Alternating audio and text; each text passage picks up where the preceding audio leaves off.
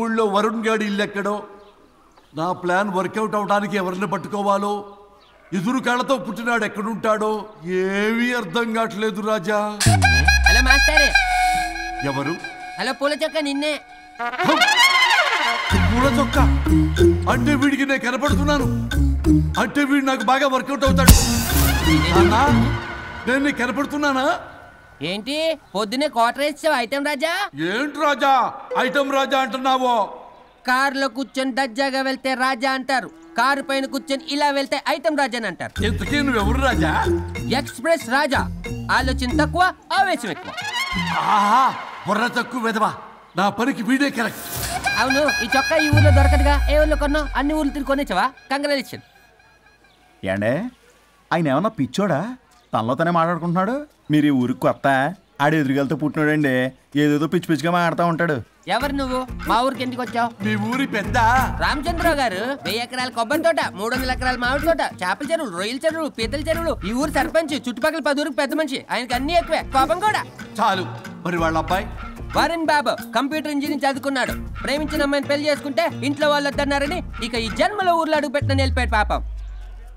కరెక్టే, అందుకే నన్ను పంపాడు. ఏం మ్యాటర్? మ్యాటరే ప్రాబ్లం. అంటే రాజా, మీ పక్కూరు ముద్దాపురంలో ఏదో ఫేమస్ రిలేషన్ దొరుకుతుందంట కదా?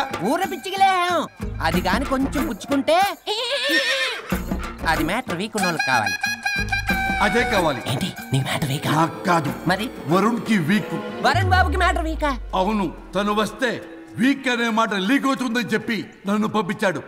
నేను వరుణ్ వాళ్ళ ఇంట్లో ఉంటాను, కొనుక్కొచ్చిస్తావా? ఇంకో విషయం రాజా, ఈ విషయం ఎవరికి చెప్పకూడదు రాజా, చాలా సీక్రెట్ రాజా. అస్సలు చెప్పను. నీ నోట్లో మాట అస్సలు తాగదు. నువ్వు చెప్పవలే రాజా, వెళ్ళిదా. దండోరు వేసి వారం రోజులైంది, అసలు మ్యాటరే దొరకట్లేదు. ఏం చేద్దామప్పా? రే రాజా. ఎక్స్ప్రెస్ రాజా. సర్లే పోయి ఎక్కడికి? ముద్దాపురం రా, ఊర పిచ్చికి లేహం తేవడానికి. దేనికి రానికి? ఇంకా పెళ్లి కాలేదు కదా. నాకు కాదురా, రామచంద్ర గారు అబ్బాయి వరుణ్ కి. వరుణ్ కి మ్యాటర్ వీకా? ఇది సీక్రెట్, ఎవరికి చెప్పొద్దు. అర్థమైందో? అర్థమైంది. ఇందు మూలంగా 50 మందికి తెలియజేయడం ఏమనగా, రామచంద్రరావు గారు అబ్బాయి వరుణ్ బాబుకి మ్యాటర్ వీక్ అంట. హో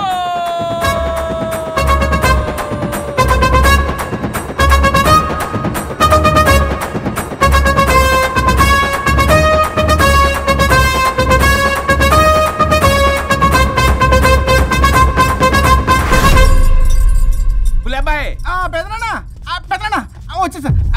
నువ్వు అర్జెంట్ గా హైదరాబాద్ వెళ్ళి వాడిని కోడల్ని తీసుకురా. అలాగే పెద్దనా. అలాగే కోడలు వాళ్ళ అమ్మ నాన్న కూడా కబురు చేయి. అలాగే పెద్దనా.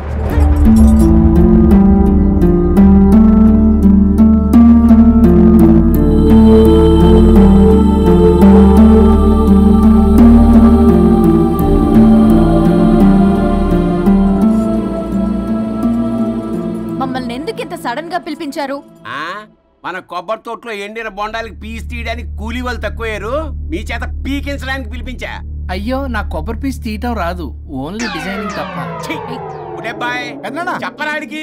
అన్నయ్య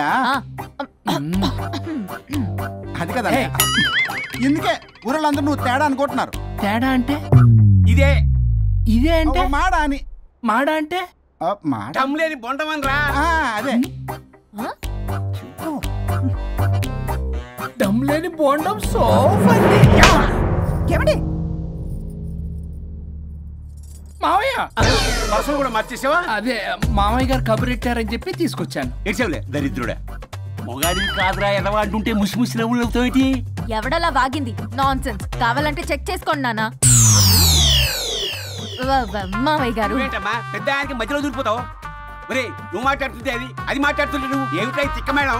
నేను అడిగిన దానికి సమాధానం చెప్పు. నువ్వు కాదు. నాకు పీచు తీయటం రాదు. నేను అడుగుతున్నది పీచు గురించి కాదు, బొండం. అయ్యో, ఐఎమ్ పర్ఫెక్ట్లీ ఆల్ రైట్. మరి పెళ్లి సంవత్సరమైన పిల్లలు ఎందుకు పుట్టలేదురా? ఇంకా ఆలోచన రాలేదు. మా ఇష్టం లేకుండా తొందరపడి పెళ్లి చేసుకున్నారు. పిల్లల విషయంలో ఎందుకు తొందరపడరు?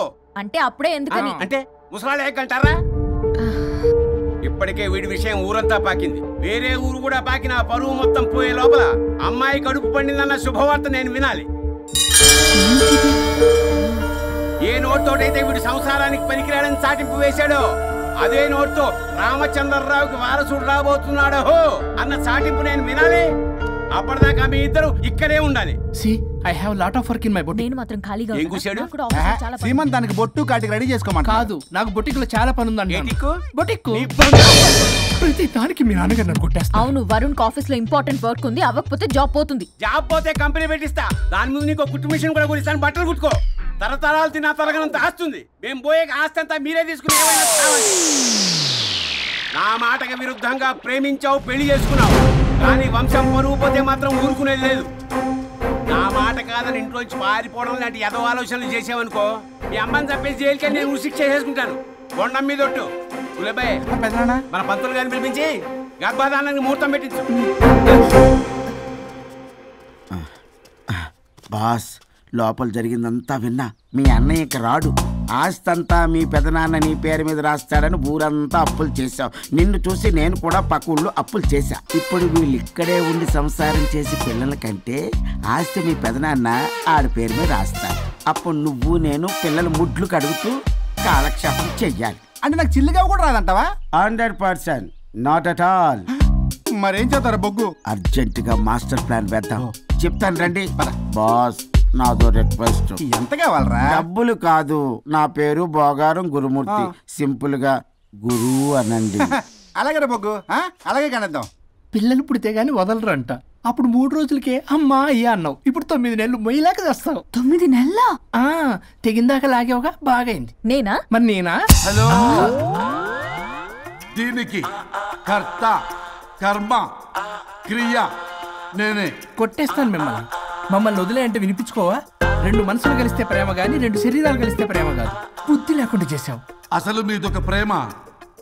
ప్రేమించుకునేటప్పుడు మీ ఇద్దరు ఎదురెదురు పడి రోజుకి ఎన్నిసార్లు ఐ లవ్ యూ చెప్పుకున్నారు? 24 గంటలు సరిపోలా. ఆ లెవెల్లో ఐ లవ్ యూ అని చెప్పుకున్నారు.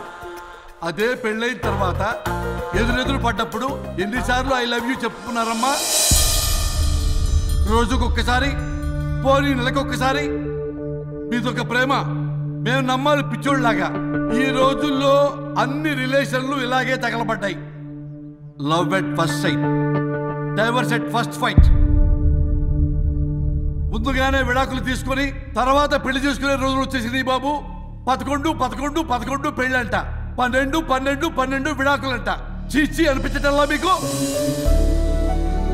రాజా, లైఫ్ లో సెకండ్ ఛాన్స్ ఎవ్వరికీ రాదు. నాకు రాలేదు.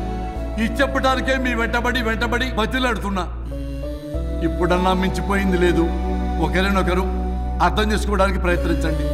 ఎదుటి వారి దృక్పథంతో ఆలోచించండి. ఎంతకన్నా నేనేం చెప్పలేను. మీకు కృతజ్ఞతలు.